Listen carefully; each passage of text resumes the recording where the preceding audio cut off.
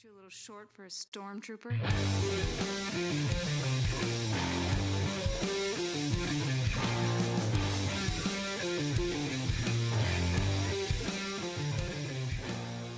What's up, nerds? Welcome to another episode of the Multiverse Report. We are recapping the week's nerdy news from Atlantis to San Diego, California, and everywhere in between. My name is Mike Gibson. With me, as always, is Steve Haller. What is up, Steve? Well, Comic-Con is back to the comic roots, so that's a plus. Unfortunately, it's at the expense of the writers and actors in Hollywood. So it's a blessing and a curse of what we've got going on. But we're here to talk about all of it. Still striking. I don't remember any big updates this week. I mean, I didn't put any not really rundown. No. I just wanted to make sure we mentioned them because, well, we're still in there. Still happening. Yep. Yeah. And when we recorded last week, I wasn't sure how much there was going to be to talk about this week. Like, we knew Comic-Con was coming, but we're going to do a whole episode on comics. Of course, we could do a whole episode on comic announcements, but we usually just do a bunch of different stuff, different kinds of announcements for different media. So we were talking comics tonight for sure, but surprisingly, there are a good amount of non-comic related announcements that came out this week for us to discuss as well. However, I'm sure it's going to dry up sometime soon. As we mentioned last week, Steve and I are batting around some ideas of things to cover in the meantime, or small pivots of content if the news really does dry up. Yeah, we do at least have one special guest lined up and ready to rock. So yeah, more to come. I have an idea that I'm really excited about, but I don't know if we can pull it off. Okay, that's all. I bet we can pull it off. I think we could. I have no idea what this idea is, but I'm sure. I know I haven't said to you at all. It would just be a lot of fun, and I think it would be a very listenable experience for our listeners. But there would be more involved than I don't know. Our maybe usual. Too much involved. All right, we'll figure it out. Than our usual. I will say it's Star Wars related. Oh, okay. So it might be worth it, right? Yeah, absolutely. Yeah. Anyway, all right, yeah. Strikes are still striking. CEOs still being greedy as hell. And this podcast still sponsored by Funky Town Comics in Camillus, New York. Go check out Funky Town Comics for all your comic book needs. Also, toys and records. Funky Town Comics and vinyl. Mm-hmm. They're called that for a reason. They got records. They got toys. They got everything. Picked up the new Rancid album from them the other day, so they do in fact have vinyl. That's a cool record. There's like 16 songs on that record, and it's less than a half hour long. Yep, that sounds about right. We're going back to the roots. Awesome. Yep, exactly. Okay, let's see. Hold on, I just need to close something on my computer because I feel like I'm glitching a little bit. I don't know if it'll help if I streamline what I got going on here. Anyway. We got a good amount of DC news. Some of this came out this weekend during San Diego Comic-Con, and some of it did not. I guess none of it came directly from San Diego Comic-Con. I think they probably just waited to this weekend to announce things because they knew that there would be a lot of interest in nerdiness happening. Like the Marvels trailer we're going to talk about later. They didn't have to release that this weekend, but it's certainly a good weekend to do it because people are talking about comics. So we're going to talk about Aquaman here in a second. We're going to talk about some DC animated stuff. We're talking about the trailer for the Marvels. We're talking about the trailer for the new Spider-Man 2 game. Update on Invincible. A bunch of comics news. Steve and I are going to be reviewing a new comic that's coming out this week called Children of the Comet. And we're also going to talk about Eisner Winners. And then we'll wrap things up. And then immediately after this show, we will do our hello dog. We're going to do our recap of dog. Yeah, or do a recap of Secret Invasion episode 5. If you saw the Instagram reel that I posted about that, you may know. Spoiler alert on my feelings about the show. But we'll be doing a quick recap of that afterwards. So stick around for that if you're watching live. Let's dive into this. No pun intended.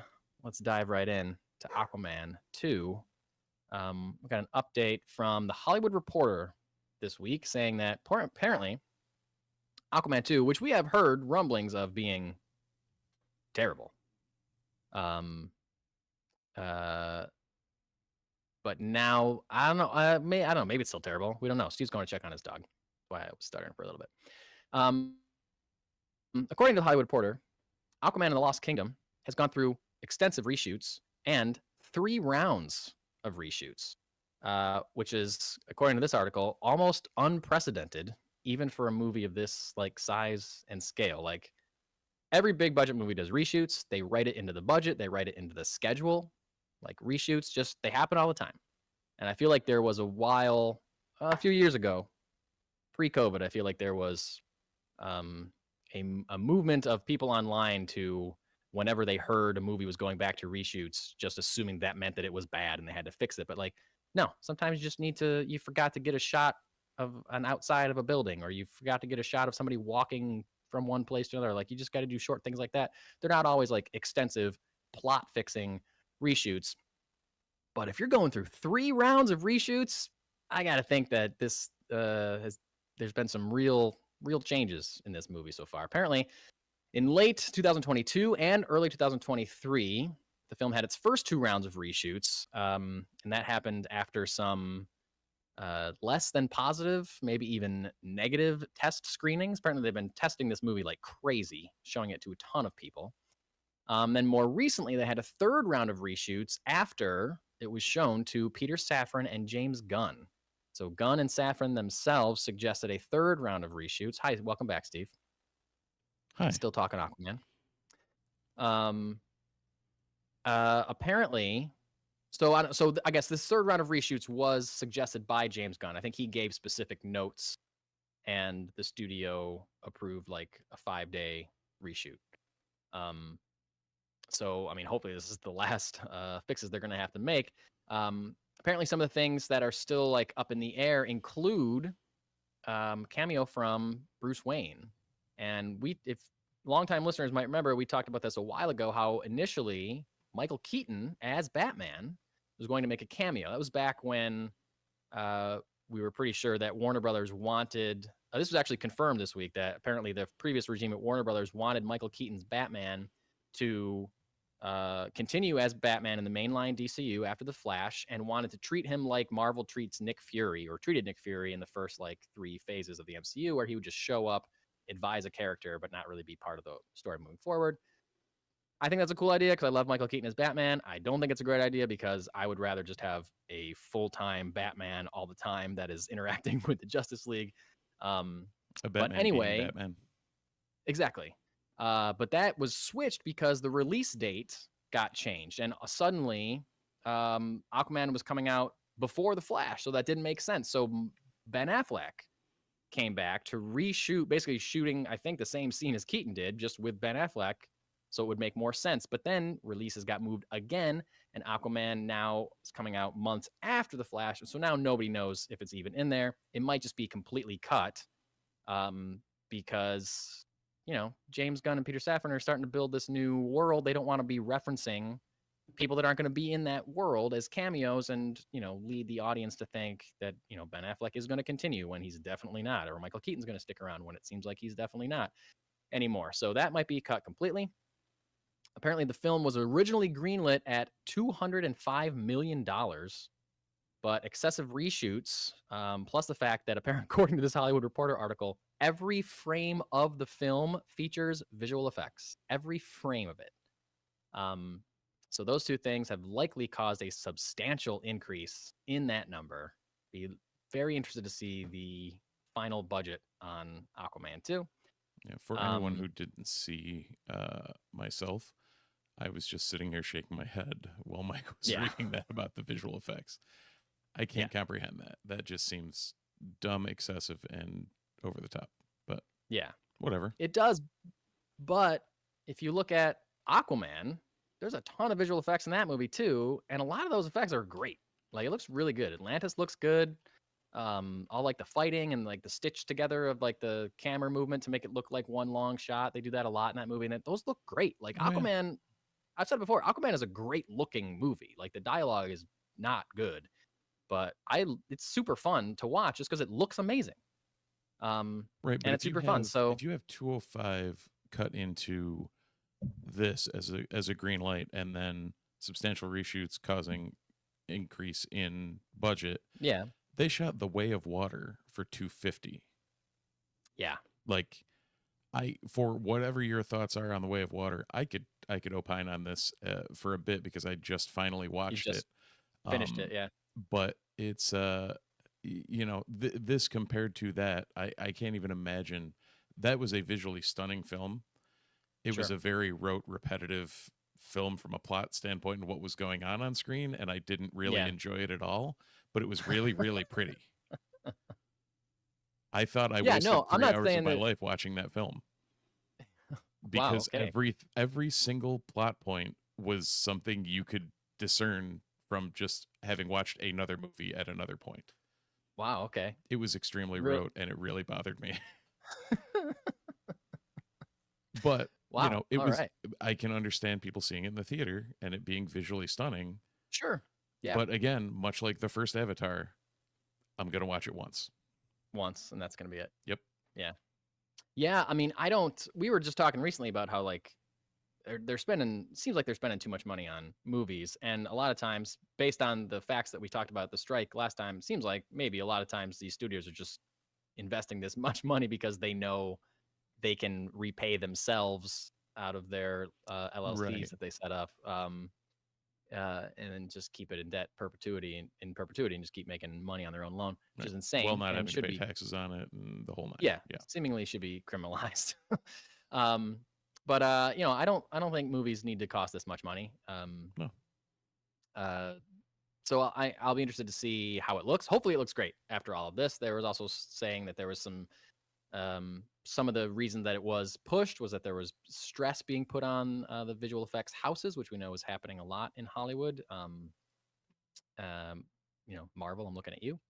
But now also because of the strikes, it's being currently rumored that Warner Brothers is considering delaying Aquaman and the Lost Kingdom, pushing it along with the Color Purple remake that they have coming out in December and Dune Part 2. And they're thinking of pushing these. I would have expected that to be in like full-blown post at this point. No, not because of VFX. They are thinking of pushing them because they know their content is going to dry up because of the strikes. And so, sense. If they have a movie out next, spring when nobody else does, then they're going to clean up. If Dune doesn't come out till May, and whether or not the strike's resolved, whether or not the strike is resolved, there's not going to be like new stuff coming out, by then. So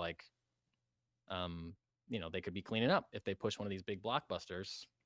So I don't know. That's just a rumor that it was according to this article. So who knows what'll happen, but I'm interested to see this movie. I'm definitely going to go see it in the theater. I know it's probably not going to do great because people are looking at these late stage DC movies as just being unnecessary.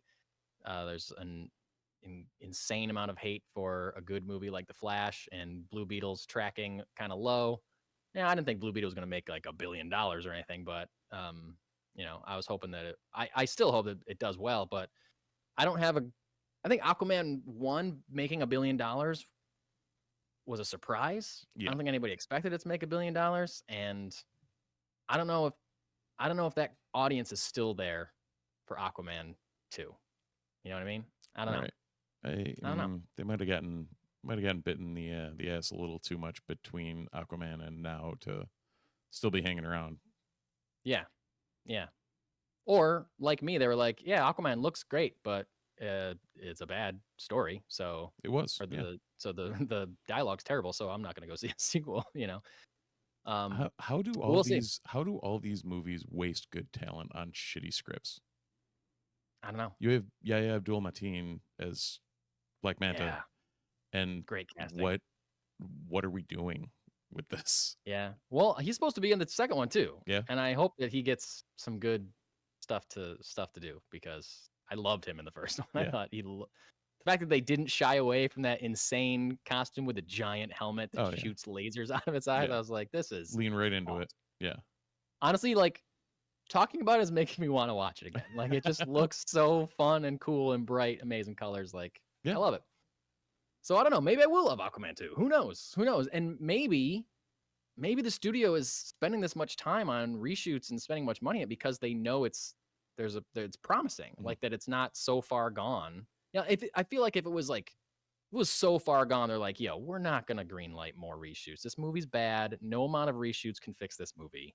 But if they've gone through 3 rounds of it, then I feel like they think that there's a possibility to pull it to pull out of the dive, and pull it off. So hopefully, I try to be a positive person, so I'm gonna assume that that's the reason.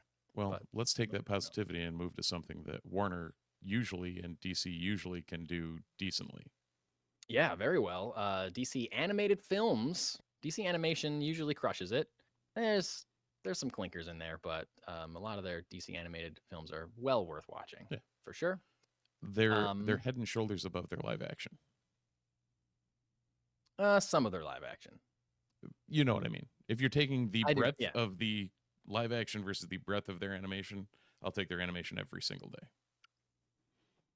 I think I know what you're saying. I think you're saying that the peaks and valleys of the live action is not the peaks and valleys of the live action is way more separated than the peaks and valleys of the animated films. My brother-in-law DC's and got really high highs and really low lows. Yeah. And it's not quite as divergent in the animation. Yeah, my brother-in-law and I were actually talking about that today, about like beer and breweries. How it's like I'd much rather take something that's a solid B to A range than something that gives me like an A+ and then a D. Oh, okay. And it's like, give me that consistent quality versus the peaks and valleys.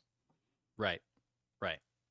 So like, you know what? And that might be accurate to the general movie-going public based on what we're seeing, how like no one went to see The Flash, which is a good movie, but they tasted so many, F-level beers. Movie beers? Movie beers, if this analogy is getting away from me, but they're like, oh yeah, I really like that Wonder Woman beer, and that the Suicide Squad beer was pretty good, but and that Shazam beer was pretty good, but I really hated that Batman versus Superman beer. Right. And I actually vomited after Justice League, so yeah, and I never want to taste the first Suicide Squad beer ever again, so I'm not going to take a chance on the Flash beer. Right. Moving forward. Did we nail that analogy? Is that we made it an analogy? Did we crush it? We crushed the beer, Mike. We crushed the beer. We crushed it. That's right. Anyway, DC has announced 2 new animated features in 2024, and they are adaptations of 2 highly praised comic book stories. One being a little story called Watchmen, and the other one being a little giant crossover event called Crisis on Infinite Earths. So Watchmen is the just seminal graphic novel series from Alan Moore and David Gibbons. It's just one of the greatest things ever written. I was going to say, if you have not read it, go buy it yesterday. Yeah, if you're listening to a show about nerdiness and comics and you haven't read Watchmen, you're in the wrong place. And also along those lines, if you have not seen the HBO adaptation, continuation, sequel, there you go. Watch that. Yeah. But read the book first. Yes, very much so. And also don't watch the Watchmen movie. You can avoid that, I think. Yeah, go back to the book. I know there's people out there that are big fans of that movie. There are? Yes. Oh, yes, there are. I learned something today. Well, Zack Snyder has his very vocal fans. They're very vocal fan base, and I believe that they love that movie. And I think there's people that like that movie, but to me, it was all kind of surface-y level and didn't really get the depth of the novel. So, anyway, hard to oversell Watchmen. It's great. And Crisis on Infinite Earths was the first big comic book event crossover that any Marvel or DC ever did. And it was used as a way that crossovers happen today. If the universe gets out of control and storylines are spinning wildly and can't be controlled, they do this big crisis event or whatever to either kill off characters or simplify titles or reset their universe. Basically, that was the first one of those, Crisis on Infinite Earths. And I saw somewhere in the article that I read that if you think about it, James Gunn and Peter Safran are coming in, and they keep saying that they are going to unify the DC universe within live action films, television, animation, and video games. It's possible that they could be using Crisis on Infinite Earths to close out the current DC animated universe continuity that they have going on, because the animated films all do take place in the same world. And it was only like a year or two ago that they stopped the previous continuity and started a new one. But now, seemingly, if the animation stuff is suddenly going to be a part of the DCU, they're going to have to do bit of a reset. I'm sure there's going to be like Elseworlds things, like Joker or the Batman, whatever, animated wise. But maybe this could be used to clean it up a little, though. Yeah, exactly. Yep, exactly. And they'd be silly if they didn't try to do that at least a little bit. I am interested in the Watchmen thing because, as we know from the movie, because again, I'm not a huge fan of that movie, it's hard to adapt into a film. Might be easier in animation style to do than in live action. I think people accept things like narration in animation more than they do in live action to get across like big story points. So like maybe they could lean on the narration a little bit more to like get some of that character development and like depth and stuff. But Watchmen is a beast of a book. There's all that like text at the end of all the chapters and stuff, and tons of character stuff. So it'd be interesting to see if they can pull it off. Now you've got me wanting to reread Watchmen again. Because me too. Yeah, I don't know. Every time it comes up and like you go more than skin deep on like just mentioning it, it always is like, I should pull that back off the shelf. Yeah. Yep. May have to do that. Anyway, another interesting animated series and project that was announced from DC this week is a series called DC Heroes United. It's going to be a new interactive streaming series. And they didn't say this was going to be on Max or anything. It seemed like it maybe was just going to be like on a web series or something. They didn't specify a service, so I don't know. But it's from GenVid Media and Warner Brothers, obviously. DC Heroes United is a series where, quote, the audience watching will determine what kind of superheroes our characters will become. Fans determine how Superman, Wonder Woman, and Batman work together and whether they succeed or fail, leading up to the very formation of the Justice League. Make choices of morality, leadership, and sacrifice. Viewers will decide whether the Dark Knight and the Man of Steel work well together, whether they trust one another, and how much. Comic book artist Tony Dodson is working with DC on the project. No release date or anything like that, but I feel like this is really cool. Seems cool. Conceptually very cool. My son is a fan of a show on Netflix, a Jurassic Park spinoff called Camp Cretaceous. That's what it is. Jurassic World, Camp Cretaceous. That's a pretty intense show for like a kid show. Like there are times I'm watching it with him and the jump scares work on me, not just him. Like it's pretty intense. But they just put out an interactive special where you like choose what the characters do next. You just do it with your remote. Super cool. Wow. So there's certainly a way that HBO Max could do this on the streaming service, but they didn't specify. But have it seemingly from this description really affect the outcome is a very cool idea that you could like. Because there's some things in like the Camp Cretaceous example, there are some choices you make where you can kind of tell like, I feel like you would have gotten to this same point anyway. Like, ooh, do I climb the tree or do I climb up the rock? Okay, well, either way, you're going to get to the top eventually. Maybe something different happens to you on the way up there, but you're going to end at the same point. But if they're saying, they maybe not trust each other, they might succeed or they might fail. Like, what kind of heroes do they become? Like, you have to map out so many different outcomes for things like that to really execute it well. So that'll be interesting to see how they do with that. I've now written it down to show to my son, so there we go. Camp Cretaceous? Yeah. Oh, cool. It's like I said, it's pretty intense. I don't know if there are times maybe we'll give him some time then. Yeah. But it's very good. Like if it can, it's. Nice. I'm not a super Jurassic World fan at all. But it sucked me in. It worked. Perfect. Got me.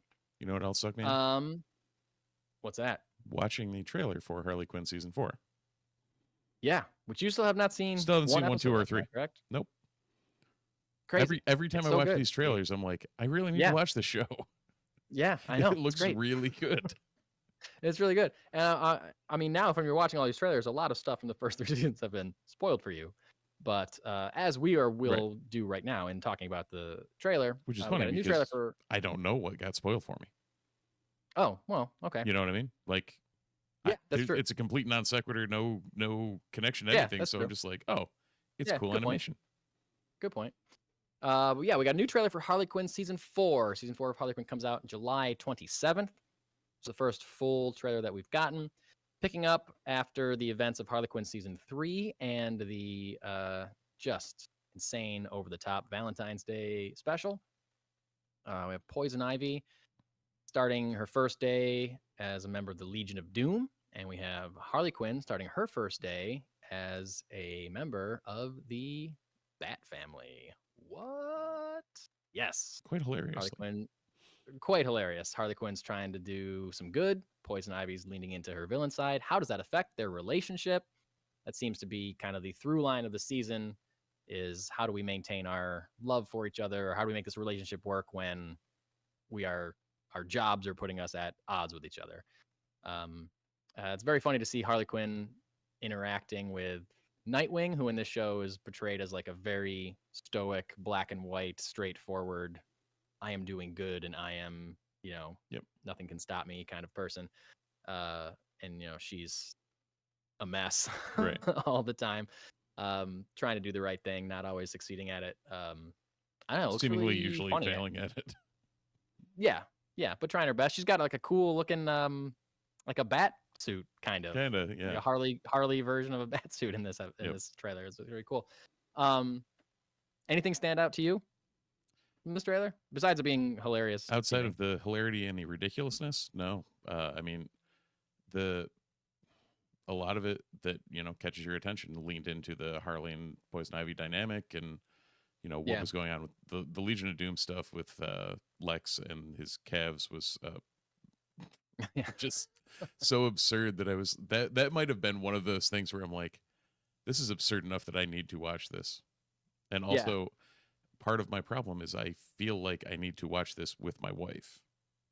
Like I feel like it would 100% hit her comedic senses. Yeah. So my wife, I think, was a little resident to start it when season 1 came out, but she quickly, or I think I started it without her, and then I was like, yo, you gotta watch this. See this. Just give it a chance. It's great. You know?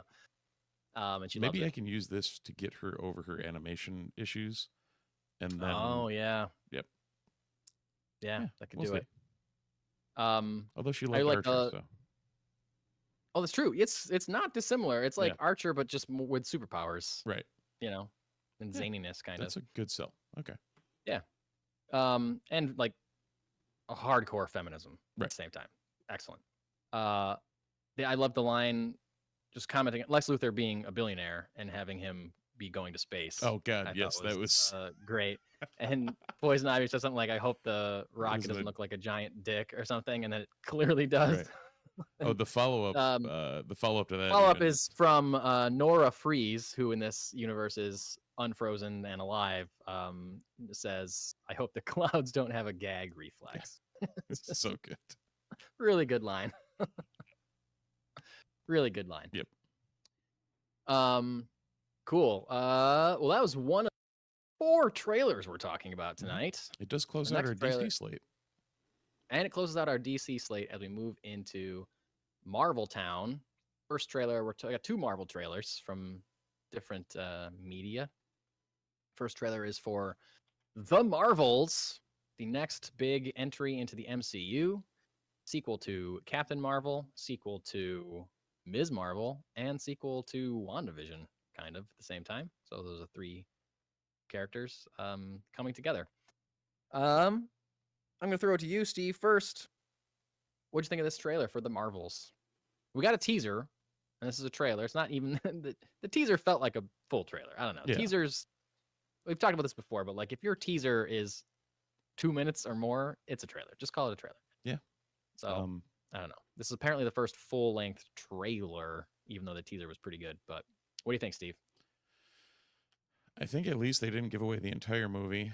I think it looks like it has some semblance of promise, but I don't know. I worry that they're going to be able to pull it all together from what we're seeing. But in general, I'm still looking forward to the movie. Yeah, I think it looks good. I think it looks really fun. Yeah, I guess when my trepidation is more from the masses. Like, it definitely looks like what we've talked about, where you can turn something like this into a very good popcorn movie and enjoyable experience. Sure. But I don't think it's going to, interconnect and interweave the entire Marvel universe like everybody seems to want to do nowadays. So yeah, I think, well, we want that to happen because that's what they conditioned us to expect. Yeah.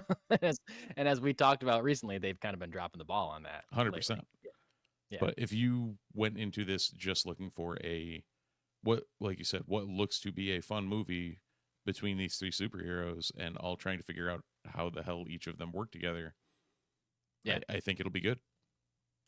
Yeah, I am trying to keep my expectations low. Although I really did enjoy this trailer. I think it looks really good. I think it looks fun because you and I both liked the Ms. Marvel show, so I'm excited to see her back. I really like Brie Larson as Carol Danvers. Excited to see her back. I'm blanking on the name of the actress that plays Photon. I definitely knew it when we were covering WandaVision. Not Monica Rambeau. Yeah, not Monica Rambeau. But I like her too. So I like all three. I feel like from this trailer, Nick Fury feels more like Nick Fury in this movie than he does in Secret Invasion. Teyonah Parris. Teyonah Parris, yeah. And I think it looks like the colors look great. Like, it looks like it's shot really well. I like that there are clearly a lot of just people in costumes, real people in costumes, like real people in like cool makeup. It's not all like, there's a couple effects that looked a little wonky, but they still got time to tweak those. So I'm just keeping my expectations tempered because of the quality of Marvel stuff lately has been a little bit lower, but this trailer looks better to me than Ant-Man did. It looks better to me than Secret Invasion is. And I'm trying to think of another Marvel thing recently that I didn't like. I like Guardians, so I can't really go back too far, I guess. Like, it looks better. Like, I didn't watch trailers for Thor, but it looks better than Thor did. I think. So it also looks disconnected enough that there might be the lesser expectations. Yeah. Or like, I don't want to say lesser expectations because that really, the connotation of that feels wrong. But I think you know what I mean. I don't know how to. It's like you're saying, like, yeah. I don't know. I feel like my expectations have been reset for the Marvel universe because of what we've been saying about how things feel less connected, things feel less important, quote unquote, I guess. Than, in phase 1 and phase 2, it was like you had to see every movie or you were not going to know what was going on. It was like a TV show. And now, like, I don't know, you could skip, I feel like, so many of these movies and, right. I could be wrong, 100%. But because we don't know where they're going yet. But like, how important was Shang-Chi and the Legend of the Ten Rings to whatever's going to happen in the post-credit scene of Captain Marvel or the Marvels? Like, right. I don't know. But I like that, and I think the reason that I like it is, we're seeing Nick Fury interact with Captain Marvel, a character that's been around for a little bit now and that we are invested in because of her former appearances, and these two new ones that are joining her that we like from the TV show. Like, this is a movie that is helping to pay off stuff we've seen in the shows. Yeah. Which so far hasn't happened. Yeah. With the exception of Doctor Strange and Multiverse of Madness with WandaVision, but like, that was almost like undoing what WandaVision did, and it didn't seem like Wanda went through this whole emotional journey in WandaVision and ended up like seemingly exercising her demons and like realizing what she did was wrong, and then turned the page and she's a villain again and wants her kids back. Like, okay, did you watch WandaVision? I don't know. But this seems like, okay, you're taking characters that we were introduced in TV shows and bringing them into the film. So this inherently, I guess, and I'm just realizing this as I'm saying it, inherently seems like a step forward for the MCU rather than just spinning its wheels like it's kind of felt like for a while for me. Does that make sense? I think you're onto something there, and it might latch on more to things, especially as we're seeing more cosmic and more more I guess otherworldly things happen beyond Earth. So with the the Kree seemingly being featured pretty heavily in this movie, and the Skrulls in Secret Invasion, where are we going from here? So I don't know, more to come. Yeah, I don't know. Yeah, I mean, just the fact that we saw a member of the Avengers talking to Nick Fury, I was like, we haven't seen that in years. We haven't seen that happen in years. Yeah, in the MCU. So I was like, oh, great, they're right there. Cool. It's giving me Marvel feels like it should. Yeah. You know what else? So, we'll see the appropriate feels. The next trailer. What? The trailer for Spider-Man 2, the video game? Yes. The story trailer for Spider-Man 2. We got a teaser for this not long ago. Now we're getting a full story trailer. This video game comes out on October 10th. Big fall for Marvel. Marvel's comes out on November 10th, and but a month before that, October 20th, we're getting a Spider-Man game. Yep. So excited for this. This literally was the most Spider-Man looking thing I have seen in years. Quite some time. Yeah. As far as feeling and looking, and they hit all the notes. Peter felt like Peter. There was that was the first thing. Nobody's written Peter like Peter in eons. I watched this trailer twice. Yep. Both times I laughed out loud when there's like a Craven henchman with like a bear skin walking towards him, and he goes, "I didn't know there were bears in these woods." I was like, that is such a great Peter Spider-Man line. It's 100% a Peter Parker line. Perfect. Yeah. I loved it so much. It was great. So this trailer, I mean, and like the post-credit scene of the first game, spoiler alert for this game, plus this trailer, both kind of make it seem like Harry Osborn is Venom. Am I wrong about that? That's what I saw from the trailer, and I did I went back and rewatched it a couple of times, and it was like, okay, I guess that's where we're going. I mean, it's its own universe, so like they can take swings like that, and it would certainly be easier because they talk about Harry in the first game. He's not in the first game, but they talk about Norman. Is Norman in the first game? He might be in it, but he's not the bad guy. Norman's not like there's no Goblin. Goblin is not in the first game that I remember at all. The big bad ends up being Octavius. So I think Norman is in the first game. He's in the post-credit scene, for sure. So, but I think because it's easier to tie a character we've at least heard about as Peter's friend, it's easier for that to be Venom, and for the characters to have that like interaction and like tension between them.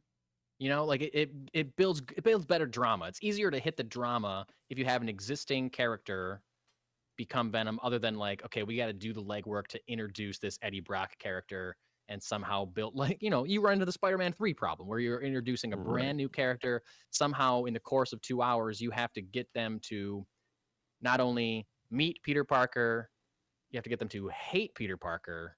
You have to get the black suit onto Peter Parker and then off of Peter Parker onto Eddie. Like, that's a lot of work to do for a brand new character. If it's like, oh, this is Harry, this is Peter's best friend. We talked about him in the first game, so it makes sense that he's here. And here he is. And there's already that drama once the suit goes on, So I think it'll work. Also, it's a video game and it can take its time to tell a story. So maybe there's more to it. Maybe there is Eddie Brock. Maybe they do have the time to make that happen. Maybe Harry does become the Green Goblin, or, Goblin 2 or whatever. Right. Yeah. Could be a lot to this game that we don't know. A lot of options in there, and who knows what's going to actually come from it. I do like that they aged up Miles a little, and I don't know what Yeah. the time jump is, but it was good to see, you know, the two of them kind of interacting closer to peers than the original games were. So Yep, I like that. I like that quite a bit. Like it shows, you know, we got a little bit of this in the Miles game. We saw that, well, like Miles gets his powers in the Spider-Man game. Yep. But there's just a scene at the end where he tells Peter that he's got the powers. But then in the Miles game, we know that they're like working together or have been like, Peter's been training him. Right. And they reference this in the trailer too. Like you're still gonna have time for more tutoring. Yeah. And I like that, but I like that scene where he's introducing him to Harry. Like they clearly hang out and are friends. That's also cool because it seems like from the first trailer we got, the gameplay trailer, it seems like Miles is going to be a real source of realizing that something is wrong with Peter when he's got the black costume on. Like you need somebody else close to him to recognize a change in the behavior. And if that character happens to be the other playable character in the game, then that comes in makes handy. it narratively easier for sure. Yeah. Yep. So I'm curious if we get a, you know, Miles versus symbiote Peter. Oh, I guarantee we probably will. I bet we will.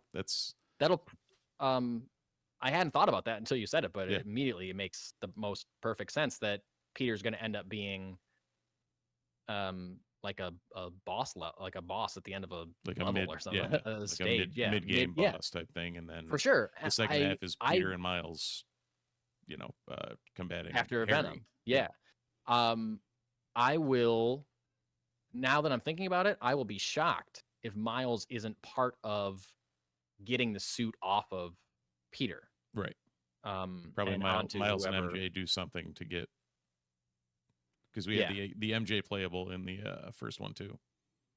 Oh yeah, I forgot. That was awesome. Yep. I like that a lot, sneaking around. I bet Miles will be integral to getting the suit off of him. Yep. Somehow. And can't wait. I don't know how. It'll probably take me a while to play through it. Still working on Jedi Survivor. Watching it with my son. I was going to say it depends on if you are able to start Spidey 2 without your son seeing it or not. Yeah, I know. Yeah. He loves watching me play the other two games, the Miles game and the Peters game. He just likes, and he'll swing around New York City. Like he loves that too. So he probably will want to play it with me, but he's better now with Survivor. If I play without him, he just wants to know what he missed. Like that's all. Okay. He doesn't. It's not like not when it first started where it was we have to be here at all times. Yeah, don't play it without me, Dad. Yep. I'm like, oh, okay. But I do think it'd probably be a cool I think he knows who Venom is. He knows who Spider-Man characters are, but he doesn't know the story. I think that'd be a cool intro for him to see oh, there's a black suit. It's making Peter angry, or whatever. That'd be cool. Thanks, Spidey and his amazing friends. Yeah, exactly. New episodes of that drop in August. Oh, true? Yep. Oh, I didn't know that. Awesome. No, I'm lying to you, Mike. Yeah. Thanks, Spider-Man and his amazing friends, and thanks, Spider-Man Into the Spider-Verse and Across the Spider-Verse. Oh, yes. Absolutely. For sure. Yeah, which is crazy to think that our kids know Miles more than Peter. Yeah, I love it, though. Yeah. It's great. Yeah. I mean, or they can just pick. Yeah, and, every generation has their Spider-Man. Yeah, and our kids get to grow up with two. Yeah. Yeah. That's okay. Well, they get to grow up with an entire Spider-Verse of them. That's true. Yeah, millions and millions. Because maybe they, want to hang out with Hobie. Yeah, man. I would love more of him. I loved him so much in that movie. I would love more That was a Hobie. great portrayal. So cool. So cool. And speaking of great portrayals. Okay, that was weird. Did we say the same segue at the same time? Oh, it's great. I knew if we just kept talking, we'd get to a good segue jump off point. And we both heard it at the same time. Jumped on it. Invincible. I believe this Steve, was you loved my this show.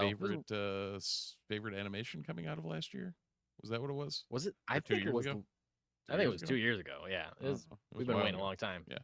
Yeah, but we did our yearly wrap up at the end of 1 year, and this was like your number one TV thing, I think. When we do our New Year's thing.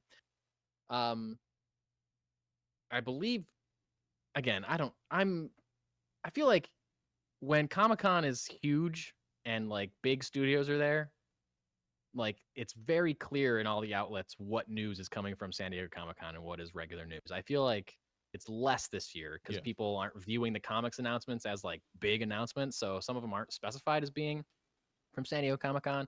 So I was about to say that I think this came from San Diego, but I also don't know at all. So maybe it did, maybe it didn't. Doesn't really matter.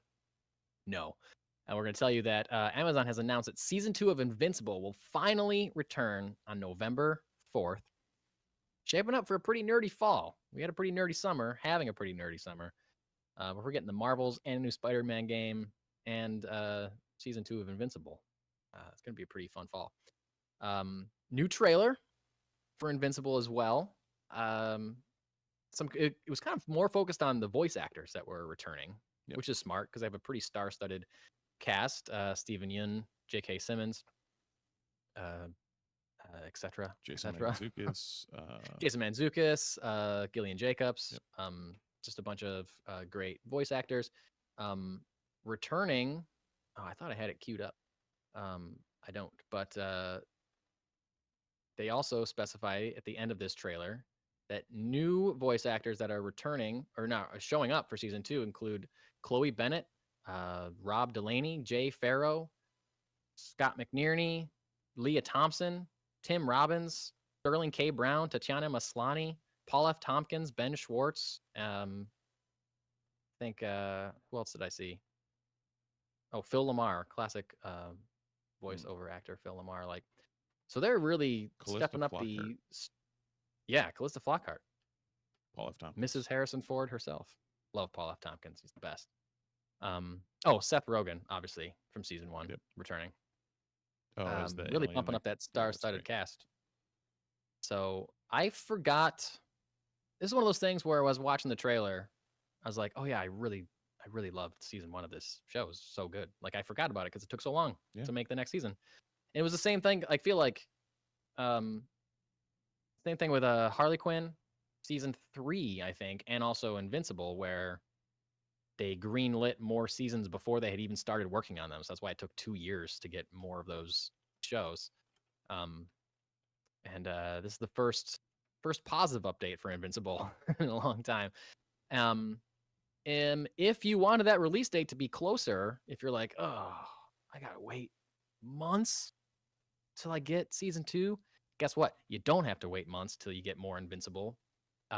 Already streaming on Amazon Prime is a new Invincible special, an hour-long special called Invincible Adam Eve, character voiced by Gillian Jacobs.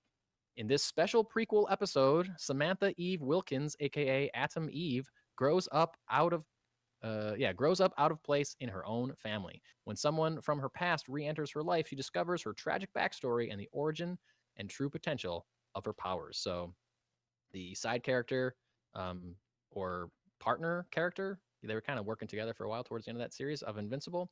Adam Eve gets her own special, a little bit of an origin story.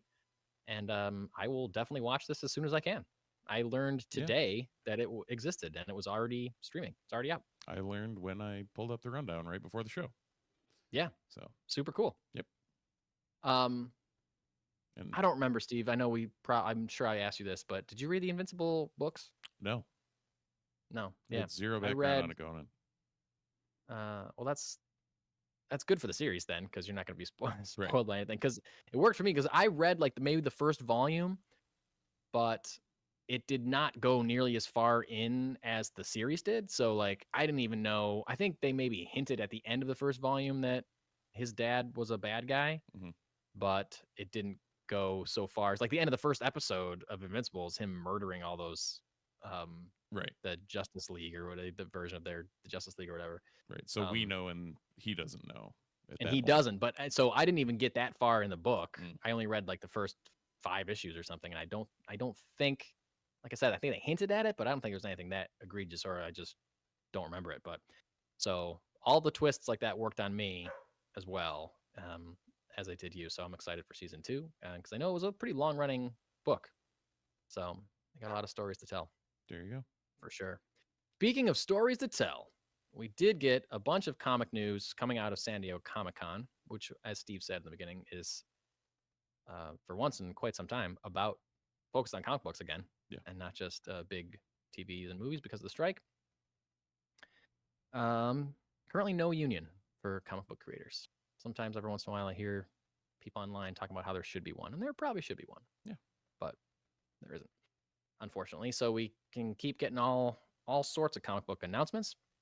This first one is wild, but I'm very excited about it because it just is the kind of wild and fun announcement that just seems like it'll be just a super fun read. DC has announced a limited series called Justice League versus Godzilla versus Kong.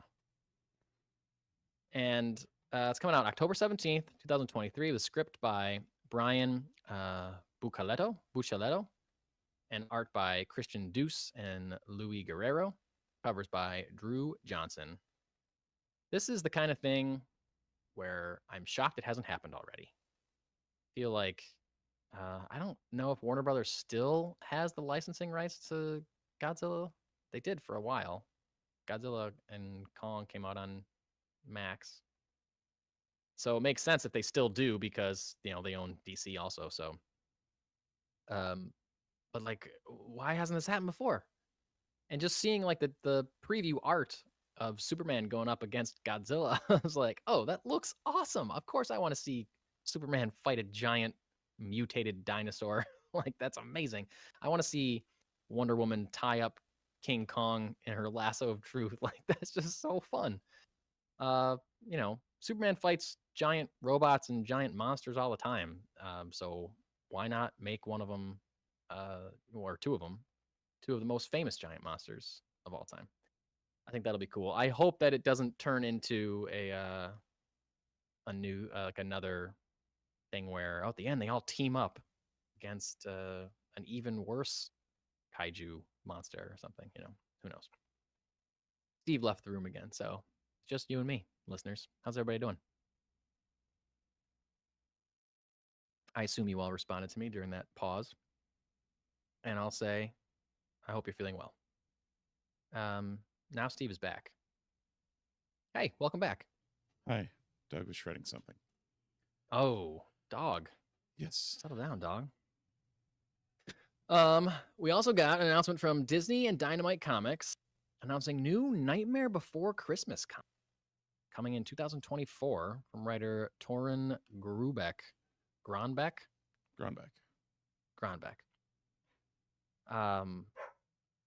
I can't remember if have there been Nightmare Before Christmas comics before, to your knowledge, Steve? I don't remember. I feel like there might have been, but I love Nightmare Before Christmas. I think I'm somebody that saw it when it came out originally when I was a kid, and it just immediately shot itself directly into my heart. And it's lived there ever since. I love that movie. But I gotta say, what is the continuation of that story? Like, is he just going to take over other holidays? Like, what's going on in Nightmare Before Christmas comics? What lore Can't even is imagine. there?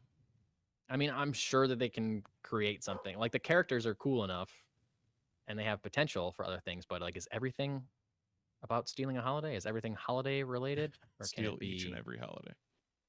Yeah. I got you, bud. Steve's having some pet problems, apparently. Apparent pet problems. So I'm on solo duty. Back to just you and me. You and me, listener. Wherever you are right now, listen to this. Maybe you're at your house. Maybe you're at the gym. Maybe you're driving in your car. Just you and me. Just you and me. Anything you want to say to me? Say it now. Well, same to you. Dynamite Comics also announced this week a comic sequel to The Great. And Steve's putting his headphones back on, so perfect timing, because you might have something to say about this. Comic sequel to The Great Army of Darkness.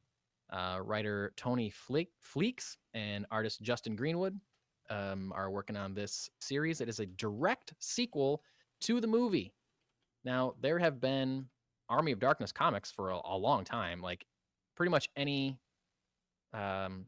almost any adaptation of the Ash character, Yeah. pitting him up against other characters, has been under a title that starts with Army of Darkness, not Evil Dead, which is weird. You'd think there'd just be Evil Dead comics, but there've been Army of Darkness. Like there was Army of Darkness meets blank for like a long time. Yep.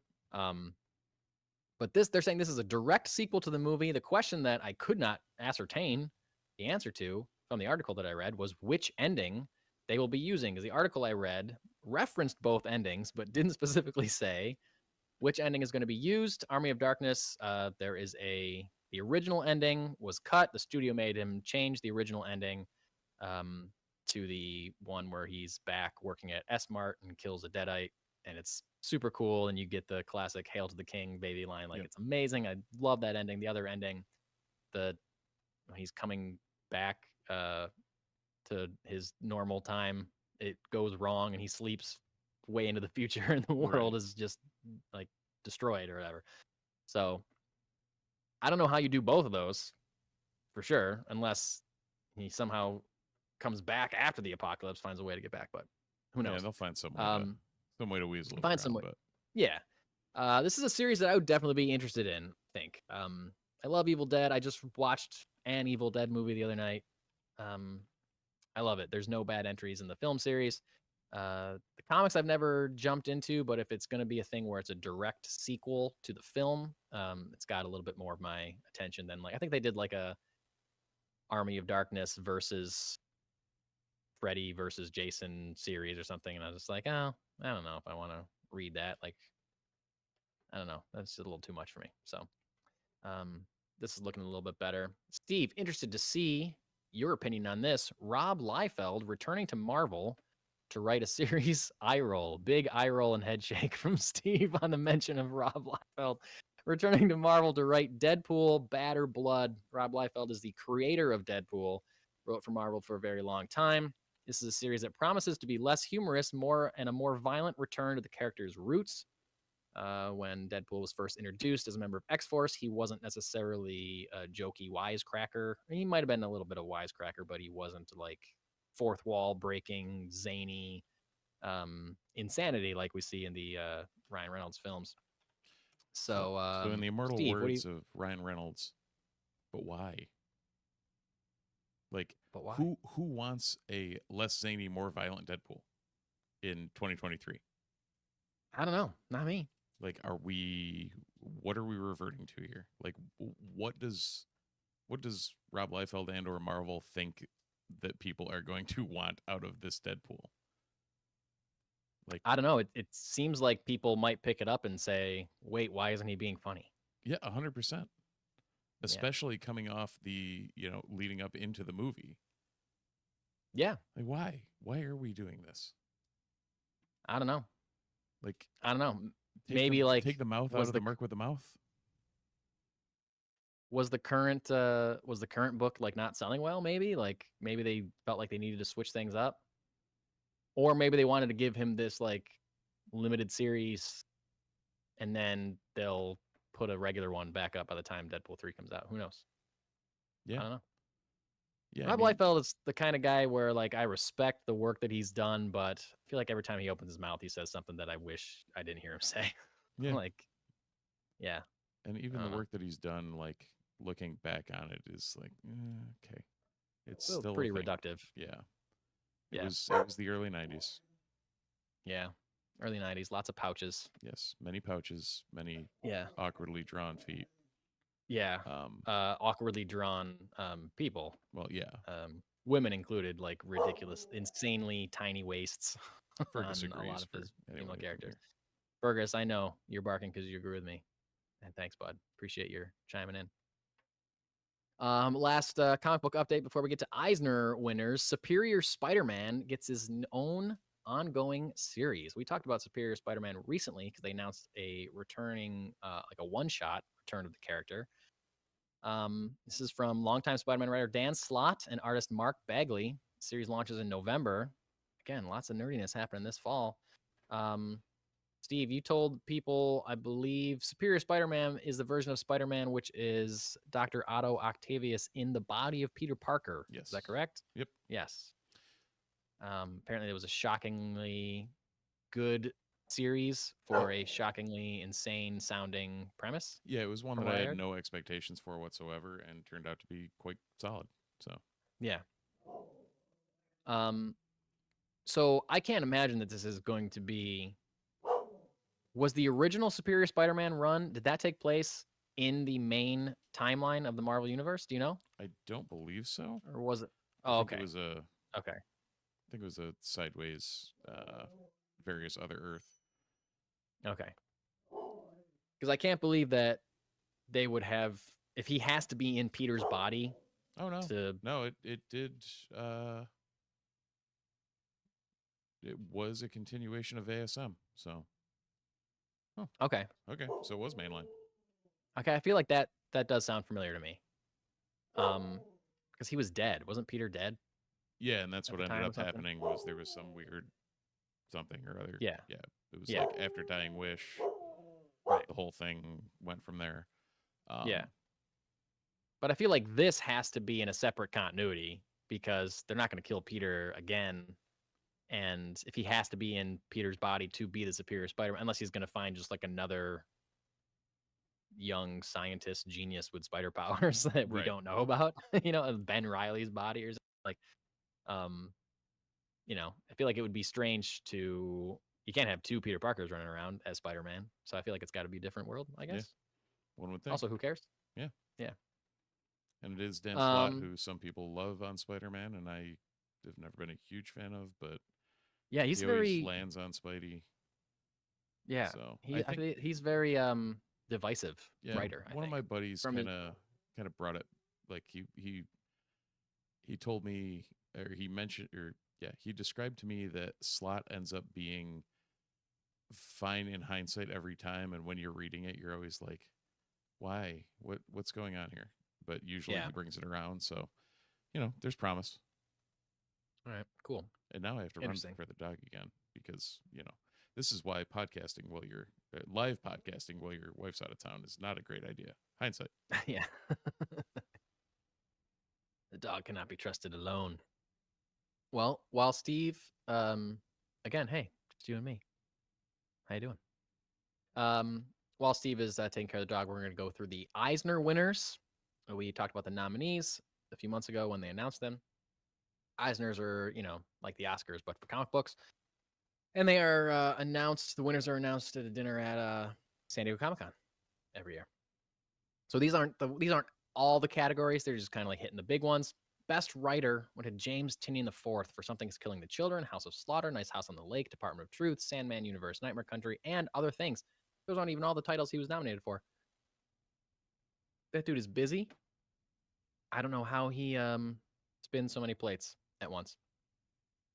But congratulations to him because I love his work. Best writer / artist went to Kate Beaton for a book called Ducks, 2 Years in the Oil Sands. I've never heard of that, but must be great if she just won an Eisner. Best cover artist went to Bruno Redondo for Nightwing, a book that I love. Best penciler / inker went to Greg Smallwood for Human Target, very well deserved. Best lettering went to Stan Sakai for Usagi Yojimbo. Best coloring went to Jordi Belair. I mean, you might see all over the place. He works on Nice House on the Lake, Suicide Squad, and Miracle Man. Best short story went to Finding Batman by Kevin Conroy and Jay Bone. This was a part of a was it Detective Comics 127 or something? Yeah, it looked like an anniversary issue of 127. It was like a great anthology. And Kevin Conroy, the voice of Batman the Animated Series, Batman, read a very heartfelt story about him struggling in the industry as a voiceover actor for a long time, being an openly gay man in the industry and being, turned away and, fired from jobs because of that. And then also finally getting the role of Batman and how that changed his life. It's a very great story. If you can find a copy of it, definitely worth reading. And it is now Oscar winning. Congratulations to the late, great Kevin Conroy. Best single issue, another book that I loved. No surprise for me that Batman One Bad Day by Riddler One Bad Day by Tom King and Mitch Gerrits got best single issue. Best continuing series, Nightwing by Tom Taylor and Bruno Redondo. Man, DC kind of cleaned up. Best limited series, Human Target by Tom King, Greg Smallwood. Tom King really cleaned up too. Best new series went to Public Domain by Chip Zdarsky. So those are a bunch of the Eisner winners. The rest of the categories, nominees, and winners are all available online. And we're gonna do some comics reviews right now, but Steve is still with his dog, so we're gonna jump to what's happening this week in your local comic book store. You got Amazing Spider-Man number 30. You got Avengers number 3. You got Batman Beyond Neo Gothic number 1. Blade Runner 2039 number 5. Cult of Carnage Misery number 3. Daredevil and Echo number 3. Deadpool number 9. Elvira in Monsterland number 3. Ghost Rider number 16. Hallows Eve number 5. Incredible Hulk number 2. A new batch of Night Terrors books. Night Terrors number 2. Action Comics Night Terrors number 1. Detective Comics Night Terrors number 1. Harley Quinn Night Terrors. Titans Night Terrors. Man, becoming like a tongue twister saying it over and over again. Got a book called Poison Ivy Uncovered number 1. Don't know what that is, but she's been a real hot character lately, so interested to check that out and see what that is. She-Hulk number 15. Silk number 3. Star Wars Darth Vader Black, White, and Red number 4. This is a book that I've enjoyed, the 2 issues that I've read very much so. Storm number 3. Big book from DC. Superman The Last Days of Lex Luthor number 1. Venom number 23. And Hellfire Gala 2023 number 1. I like that the Hellfire Gala is gonna seemingly become like a thing that happens every year, like an actual yearly gala. Yeah. Welcome back, Steve. Hi, how are we doing? Hi, I'm doing good. We talked about the Eisner winners. I don't know if you had anything specific to say about that, but lots of love for Nightwing, lots of love for Tom King. Yeah, and I mean, James Tynion, as expected, won Best Writer for all the stupid good things he put out this year. Yeah, last year. Yeah, I mean, like I said when I was reading it, like, yeah, I know. I was sad as I read it. I was not shocked at all that One Bad Day Riddler book got best single issue. Like I was just oh yeah, that clear, was phenomenal, far and away the winner. But I had to skip while you were gone. I had to skip our comics review section. That's true. Yeah. So we got an advanced copy from Funky Town Comics of a book called Children of the Comet. We got different covers. I got a completely blank cover. Yep. Steve got, I think you got a different variant also. Mine is the D cover that has the main character and narrator of your story on it. Yes. This is, I had to look up information on this book because neither Steve and I had ever heard of it before. It's from the publisher called Sumerian, which is another publisher I hadn't heard of. So definitely like an indie book. It's black and white. It is, I read it. Steve, I don't know what did you think of this book? What were your thoughts first? Damn it. My thought, well, it made more sense to me when I looked it up and I realized that this book is a sequel of sorts to 2 other series of books. One called You Promised Me Darkness, and the follow-up to that series was called Follow Me Into the Dark. And now this is taking place in the same world as those 2 stories and continuing characters from those 2 stories. Now that made a ton more sense to me after I read it because I was like, wow, they are really just dropping us into this story. Yeah. And it starts like the first like 2 pages is Sage's log. Sage is the main character of the book, seemingly. And if you're watching YouTube at home, you can see how much text there is in this first page and second page. And this is all basically like summarizing the events of the previous 2 series and catching you up. But it is a dense amount of information. They go over a lot of characters. They go over a lot of stuff that happened. Like those first 2 series seems like they are packed with events, and then it jumps you in to picking up with these characters. So I liked this book. It was just, if you have read those other series, it's going to immediately you're going to be able to follow it along way better, I think, having that advanced knowledge. It didn't necessarily entirely work for me not having a previous knowledge of this world or of these characters. Yeah, what you said kind of changed things a little for that, and that's why I was a little hesitant. Was like, I don't think it was bad. I thought the writing was a little clunky at times. I Yeah. did like the art to a degree. Again, wasn't quite sure what it fit, like what it was trying to be. Yeah. It was kind of like in between a couple different styles. So, in general, I wouldn't call it a bad book by any stretch. It was just, Oh no. and especially within the context of what you said. Yeah, like the full page spread. This was is great. a great double page spread that I'm holding up. I don't know how well it's coming off. Yeah, it's coming through YouTube. clean.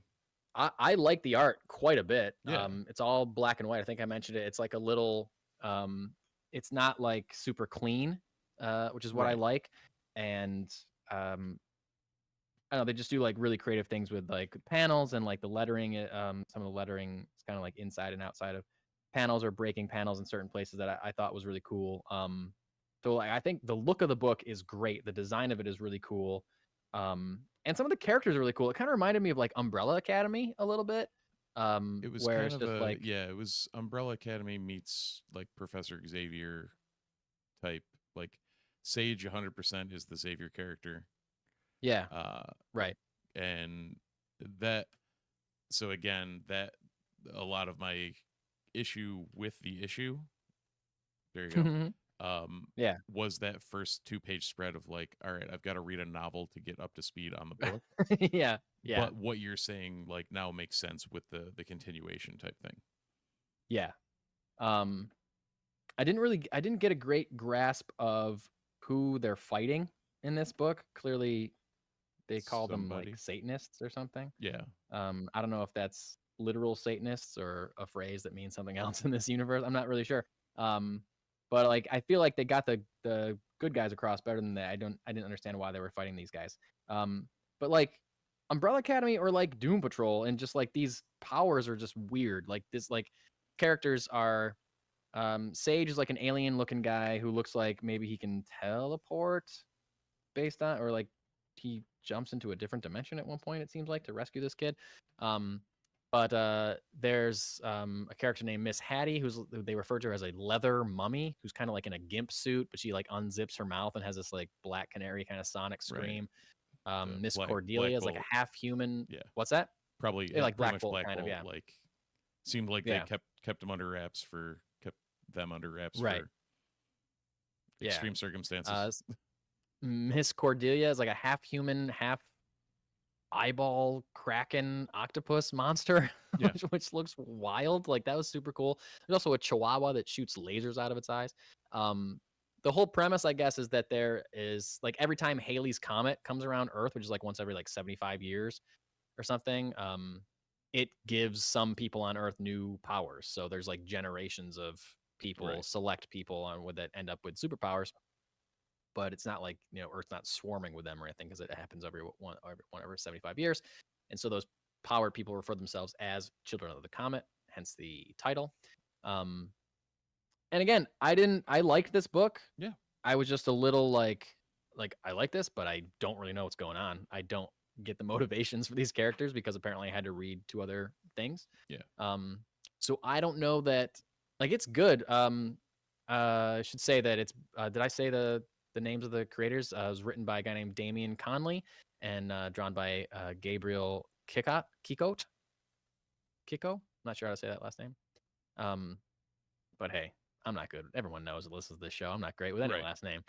So that's falling right in line. But I think this is a talented creative team, but I don't know. I can't say that this is necessarily a great jumping on point. Right.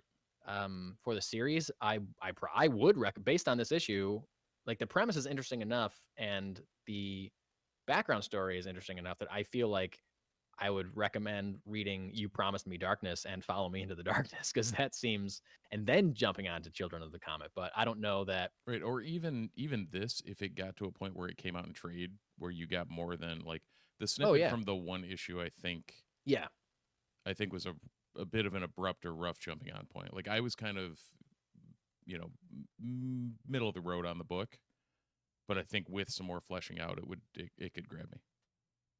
Yeah, even if I could read issue 2 and be like, oh, now it's firing on all cylinders. Now I'm in. Yeah. Yeah, exactly. Random about Sumerian. Did you realize that they are apparently adapting Dillinger Escape Plan's "One of Us is the Killer" in graphic novel form? The band? Yeah. Yep. And the No. song is No. apparently a graphic novel from Sumerian. That's awesome. Yeah. Yep. And Cool. There's a limited edition vinyl press Oh, to dope. go along with it. So, Man, that sounds like right up my alley. so there you go. Wow. Man, who would have ever thought to take a band and turn it into a comic book series and release exclusive music alongside that same Weird. series? I don't know. I don't know if you saw the Easter egg over there. My but Easter egg back here. two different- my own question. Two covers over there for you. Oh, you got I'm on your shelf. You made it to the shelf, buddy. Oh, thanks, bud. Appreciate it. Mm-hmm. All right. Finishing this thing up with some one shots. Getting late over here. Mm-hmm. I was very excited to read a headline that promised me an update on the Lando series that was announced by Lucasfilm in 2020. And we haven't heard anything since. But not really too much of an update, according once I read the article. So for those of you who don't remember, in 2020, there was like a Disney investors call where they announced a ton of stuff, including some stuff that we've seen already, that we have seen since then. Like the Obi-Wan show, I think, was announced then. Oh, wow. Yeah, that was all. Was it? Yeah, It might have been. I think it was. They announced a ton of the TV stuff. I think they announced they definitely announced Andor at the same Yep. time. And like a season 2 of Mandalorian or something. But anyway, they announced a Lando show. And they just said Lando, and there was no other information. The graphic, and it looked cool. And Right, that was the same. Like the graphic was basically the same as the Lando Comics like tagline, and that was all we saw. yeah, I immediately assumed that this show would star Donald Glover as a younger Lando Calrissian, possibly bookended by Billy D as old Lando Calrissian. That would be that would be my ideal of the show. Is Billy D. Williams telling a story, and then it flashes back to Donald Glover. I was going right? to say, that's what we need is the Princess Bride Yes. Lando style. Yep. Yes. Or it could be like, there's that scene in Solo when he's like dictating his own book or something. It could just be that. Like, it could be like him, and there I was, trapped in the Battle of Kanab or whatever. And then it flashes back to Donald Glover. You know, that's all we need. It'd be great. Battle of Tanab, please. Oh, Tanab. Sorry. I didn't know that. I just know the line. I didn't know Tanab. Okay. I thought it was a V. Maybe Billy D. Williams should enunciate more. Probably also true. Anyway, apparently this show has a showrunner. Because as lately, I think Kathleen Kennedy at this past year's celebration said that it was still happening. And Donald Glover recently said that, yeah, he's still interested in doing it. He just hasn't, it's just not going anywhere yet. And he talks to Kathleen Kennedy every once in a while about it. So he's into it. The showrunner's a guy named Justin Simeon, who directed The Haunted Mansion that just opened this weekend. He apparently was the showrunner, named as the showrunner when they announced it. And he was asked about it when he's doing press for Haunted Mansion. And he said, I certainly poured my heart and spent a lot of time working with them to put together a really great show. It feels like everybody loves it. And, I was told we had to put a pause on it because of scheduling. And the next update I got was in 2020, some years ago. So I don't know. I have no idea what's going on with it. So there's your Lando update. He doesn't big know. Nothing burger. One big nothing. Yep. Steve, I can't remember if you said this on the podcast last week or you just said it after because we were talking about Ninja Turtles. But I left this one shot for you because either you said it already or you just said it to me off mic. But about to say it again. Well, Nickelodeon is officially getting the 1987 Teenage Mutant Ninja Turtles cartoon back. Announced at San Diego Comic-Con. Kevin Eastman of Kevin Eastman and Peter Laird fame said the show would be returning, quote-unquote, soon, though no specific date was given. Now, I did not read the press release on it, were they implying a X-Men 97 type thing, or were they just implying that the original 87 shows were going to be available? So yeah. What? Nothing. The conversation we had was that they weren't available when I was trying to look them up for my son.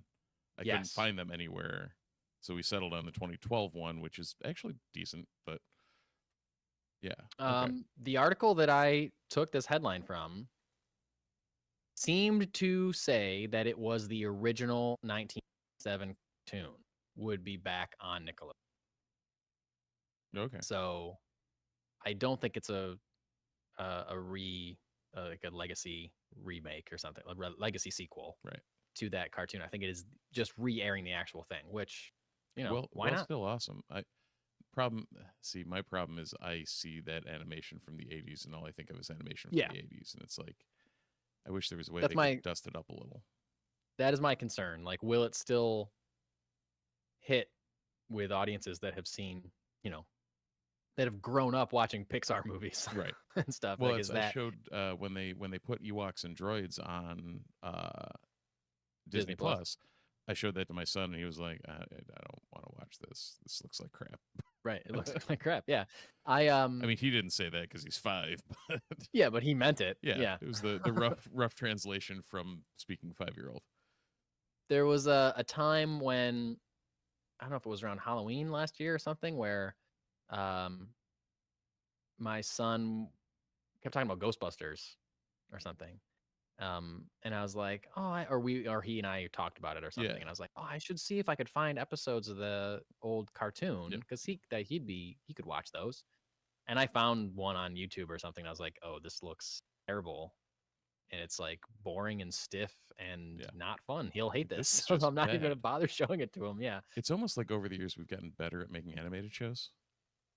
Yeah. And it's almost like, yeah, we have, because I think people don't look at them as a cash grab anymore, and so people actually try to make something good if they can, And I feel like that was like, oh, Ghostbusters is popular, let's get a cartoon in the bag, and these idiot kids will eat it up, and we did, because there was nothing else out there like that. Now we're just inundated with nerd stuff constantly, superhero stuff, or adaptations or sequels to things that we used to love. So like, we can't get enough of it. Back then, it was just like one superhero-esque thing. Like, this week, I watched The Rocketeer for the first time in so long. And I remembered, I was just like, yeah, it's kind of a superhero movie, but it's not really a superhero movie. But this was the closest thing I had when I was 9 or 10 or whatever. And I was just like, I ate it up. And like, I didn't care if it was bad. Even when I got old enough to care whether something was bad. When you're 9, you don't care. You can't tell if something's bad or not. You just love everything that you're watching. No, but I've seen every episode of Mickey Mouse Roadster Racers like 17 times now. So yeah, I totally feel you. Oh man, I'm glad my son has not discovered Mickey Mouse Roadster Racers. It sounds it's the thing. Great. It is a show. It has Mickey Mouse and crew in it. It's the best I can say.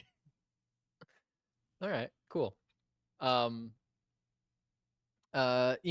Even when I got a little bit old enough to know if I liked something or not, like if something was good or something was bad, I still would watch all like tangential superhero stuff because they just weren't making it. And it seems insane for me, for somebody 10 years younger than me, hearing me say that, they'll be like, what are you, crazy? That's all I've gotten my whole adult life is just nothing but superhero stuff. It's like, yeah, I know, because they finally figured out that we were all right. And that they should be adapting this stuff because the stories are great and the characters are amazing, and now that's all we have. Right, and unfortunately, they took it too far. Yes. Now the starting to tip the other way. Right, unfortunately. Last one shot is just what? So it's a pendulum. We'll get there eventually. Yeah, exactly. Yeah. Last one shot is just an update. It's a monumentous week at the movie theaters. This is Barbenheimer weekend. Unless you've been, if you're not into movies, then I can understand you not knowing what this is about. But if you are someone that goes to movies at all or cares about them, then you've definitely heard about the Barbenheimer stuff. Barbenheimer is people vowing to go see both Oppenheimer and Barbie the same weekend, two very diametrically different films. And it seems as though people did go to see both of them on the same weekend. Yeah, I don't think it was ever a question of which movie was going to make more money, because Barbie was clearly going to make more money. It's PG-13, it's shorter, and it appeals to a wider audience, for sure. So Barbie has made $70.5 million its opening day, which is the best opening day of 2023, even more than Super Mario Brothers made on 2023. Super Mario Brothers had a slow start, but then ended up, blowing the doors off the box office.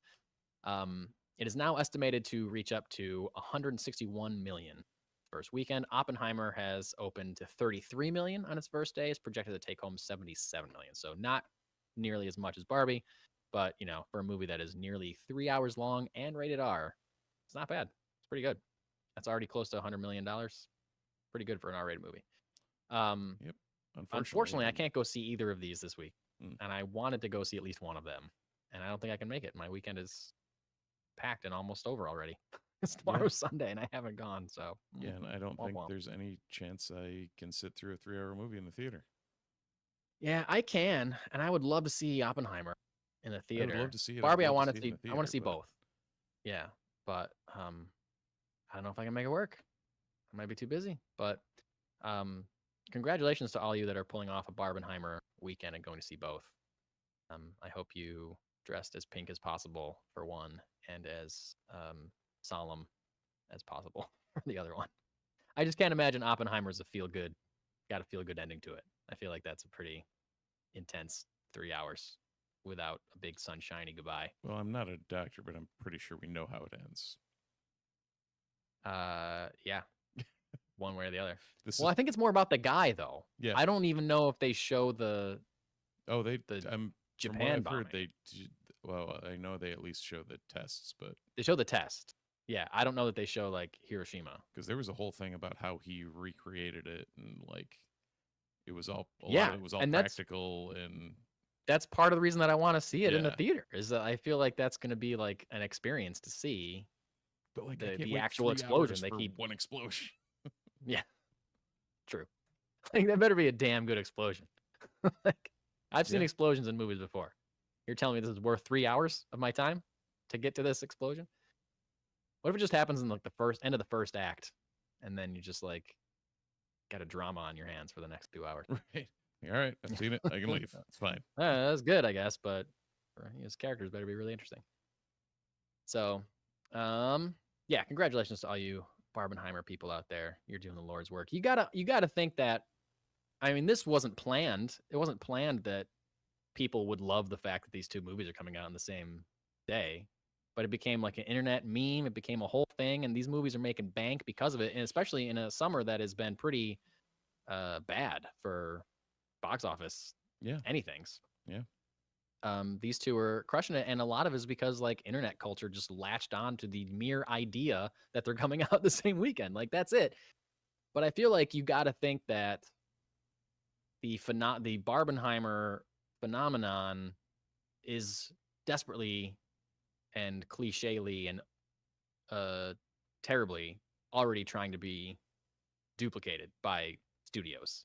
You got to think they're being like, when's the next when's the next Michael Myers Halloween movie coming out? What can we pair these, can we put Trolls World Tour 3 on the or something like they're good. I feel like it's almost a guarantee that they will try to replicate this, and it will fail. Yep, sounds right. It won't be as hot as because it's happened naturally. I was going to say it sounds like pretty much every other major studio decision. Right. Yeah. Yeah. So, all right, we'll see. Speaking of, the trailer came out for it, so it was at the top of my mind, and I want your opinion on it. Have you seen anything on the new Wonka? I heard the trailer came out, and I kept meaning to watch it, and I didn't. So, no. I've heard that, like most interpretations other than the original film, it understands that Willy Wonka is not the main character of that story, and he's the villain of that story. Right. And Charlie is the main character of that story. That's why it's Charlie and the Chocolate Factory. People Right. forget that. Yes. Charlie, you seen the also trailer? my former veterinarian. Oh. Yeah, he's a veterinarian in Liefeld, New York. Wait, the guy that's playing Charlie? No, the guy that played Charlie in the original. Peter Ostrom. The Peter original Ostrom with Gene Wilder? Yes. Really? Yep. Peter Ostrom That's was awesome. my dog's vet growing up. That's awesome. Yeah. Small fact. That's the only role he ever had. He went from that to Cornell for vet school and then became a vet in Liefeld. That's amazing. Yeah. I did not know that. There you go. Blowing my mind. You've learned something today. Have you seen the Wonka trailer? I did. And what do you think? I don't know. It looks absurd enough that it probably would be fun, but also, like you said, misses the mark completely as to where Wonka is and why he's where he is. Yeah. Like maybe something else throws him, like shows him from what this seems like a very not happy-go-lucky, but like optimistic Wonka, and like is there a turning point? Like where is the twist in Wonka that he turns into the crotchety old man? And Yeah, because like he's the villain of Charlie and Chocolate Factory. He's the antagonist. Yeah. He's murdering children in his chocolate factory the entire movie. Yeah. And just because he gives Charlie the factory at the end of that movie, like he's the bad guy. How do you not see that? He's not the main character. Charlie and the kids are the main character. Willy Wonka's like a character that pops, but it's like this is a radically different genre of movie that I'm comparing it to, but it's like studios misunderstood why people loved Hannibal Lecter and Silence of the Lambs, and so the sequel to Silence of the Lambs is about that one character who's not the main character of Silence of the Lambs. right. And he's a great character, but like Hannibal, completely less interesting movie immediately. Mm-hmm. So anyway, and then Red Dragon was even worse. I kind of like Red Dragon. Yeah, to be honest with you, I think it does. It's like a far enough removed that it. Well, it's like a fun popcorn version of Silence of the Lambs. Yeah, okay, I'll give you that. Yeah, it kind of like gives you the dynamic of Silence of the Lambs that you want, that you missed in Hannibal. Right. I guess you know what I mean. Yeah. Ed Norton's in it, and he's good. But still, like nothing can touch Silence of the Lambs. And Silence of the Lambs is a masterpiece. Yeah, what that did, so good. and it's like it again, like you said, oft misunderstood. Yeah. Like yeah. I don't know. Whatever. Well, if we're talking about Silence of the Lambs, we must be out of things to talk about. at least that concern nerdy news that came out within the past week, because that movie is very old. Yes, it is. Yes, it is. So I think we're done. Besides our Secret Invasion recap that we're going to do after this, but I can't think that it's going to be too long. So I'm tired. No, I think I'm with you. So if right. you're not sticking around, then feel free to like, subscribe. If you are sticking around too, do it. But feel free to like, subscribe, check us out on YouTube, review us in your podcatcher of choice. Leave us a review, 5 stars, please. It helps the algorithm, find other people that would like us. Check us out. Anywhere you can find the Multiverse Report, be it socials, be it at the .com of the same name, or at the gmail.com email address that you can write us long form things at. That's right. And if you are watching, or if you were watching, you should know that we usually do this on Sunday night. This is a scheduling issue. This is called the summer, where we have too many things going on. Lots of things happening. So we couldn't do tomorrow. Normally when we can't do a Sunday, we do a Monday, but I can't do Monday either. So Saturday night. So you can join us every Sunday night, except tomorrow night, on YouTube around 9:30. And until then, thanks for watching. Thanks for listening. And we'll see you in the Multiverse.